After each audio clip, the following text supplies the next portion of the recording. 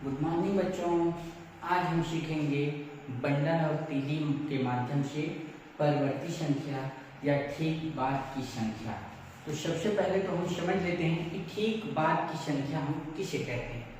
और देखिए, हमारे पास 4 लड़के हैं जो एक के बाद एक खड़े हैं, राम, गणेश, मोहन और राज।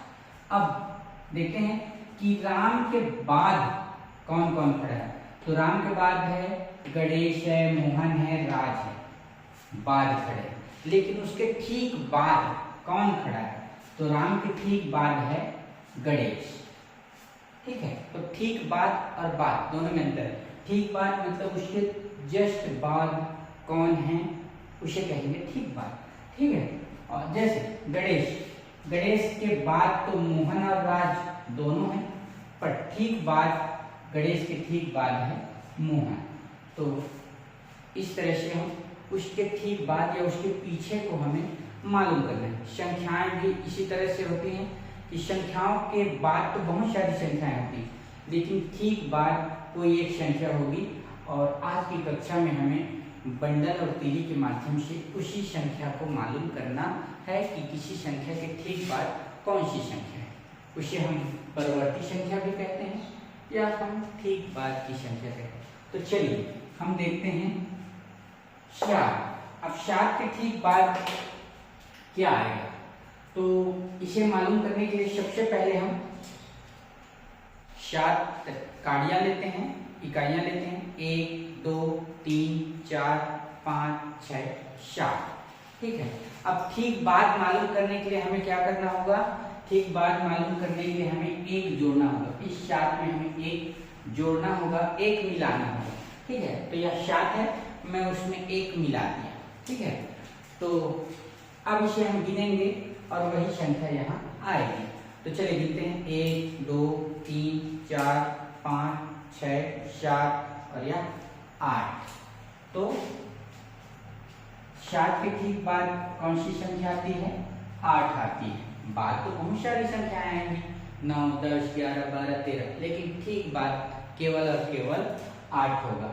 तो 7 के ठीक बाद की संख्या है 8 या 7 की परिवर्ती संख्या है 8। ठीक है, अब चलते हैं हम 10। तो यह है 10। तो आपको पता ही है 10 का हमारे पास एक बंडल है 10, और इसके ठीक बाद क्या आता है?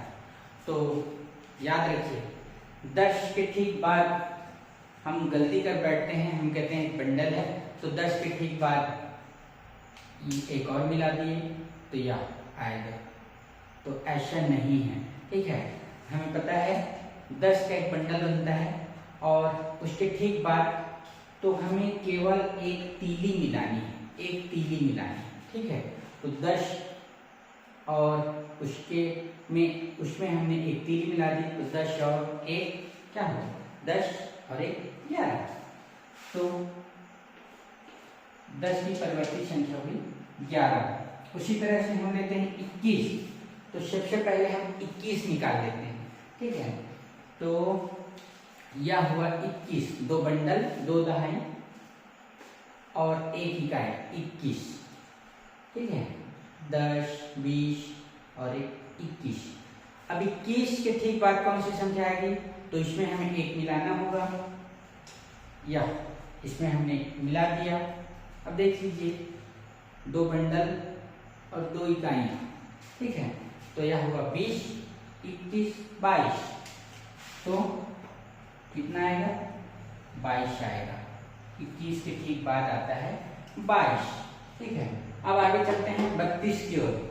तो यहाँ देखिए 3 दहाई, तो हमें 3 दहाइयाँ लेना पड़ेगा, या हमने 3 दहाइयाँ ले ली, और 2 इकाई मतलब 2 इकाई मतलब 2 खुली हुई, तो यह हो गया 32। 3 दहाई 2 इकाई 32, 10 20 30 31 32। अब 32 के ठीक बाद क्या आता है? तो 1 मिलाएंगे, फिर या हमने मिला लिया। अब सबको गिन लीजिए, 10 20 30 31 32 33, मतलब 3 दहाई 3 इकाई, तो 33। यह हो गया 33, 32 के ठीक बाद 33। अब 27, 27 के बाद ठीक क्या आता है? तो सबसे पहले आप देखिए 27, तो 2 दहाइयां, मतलब हमारे पास 2 बंडल होने चाहिए, या 2 बंडल हो गए। और कितनी इकाइयां? 7 इकाइयां। तो हम पहले 7 इकाइयां निकालते हैं। 1 2 3 4 5 6 7,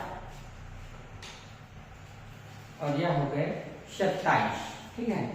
अब 27 के ठीक बाद, तो ठीक बाद के लिए इसमें मैं एक और मिला देता हूँ, यह एक और मिल गया, तो यह हो गया 2 बंडल 2 दहाई, और 1 2 3 4 5 6 7 8, मतलब 2 बंडल और 8 इकाई 28।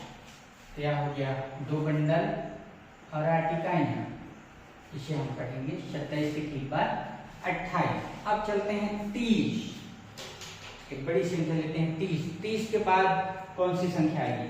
तो 30 मतलब 3 दहाई, मतलब 2 बंडल और एक और बंडल, यह हो गया 3 दहाई या 30, पूरे 30 हो गए। यहाँ इकाई में 0 है, मतलब हमें खुले में 1 भी रखना नहीं है, 0 का मतलब ही होता है कुछ नहीं। अब 30 के ठीक बाद क्या आएगा? तो क्या हम एक बंडल लेंगे? बिल्कुल नहीं, हम लेंगे एक तीली। चलो मैंने ले लिया एक तीली। अब इसे आप गिन लीजिए, 10 20 30 और 1, 30 और 1, 30 और 10 नहीं, 30 और 1, तो क्या हुआ? यह 3 दहाई और 1 इकाई, तो 3 दहाई और 1 अकेला, यह तो 30 के बाद 31 ही है, 10 20 30 31। ठीक है, तो 30 के बाद आएगा 31। तो इस तरह से आप बंडल के माध्यम से परिवर्ती संख्या आसानी से ज्ञात कर सकते हैं। और बंडल बनाने के लिए आपको ज़्यादा कुछ करने की जरूरत तो है नहीं, आप अपने आसपास से कुछ लकड़ियाँ इकट्ठा कीजिए, उसे 10 के बंडल में इस तरह से बना लीजिए, कुछ खुली तीलियाँ भी रखिए ताकि इकाइयों के काम आए। यह बंडल आपका दहाई हुआ, यह तीली आपका इकाई, और इस तरह से आप आसानी से ठीक बार की संख्या मालूम कर सकते हैं। तो फटाफट जल्दी से कुछ लकड़ियाँ ढूंढिए और फिर यह गतिविधि आराम से कीजिए।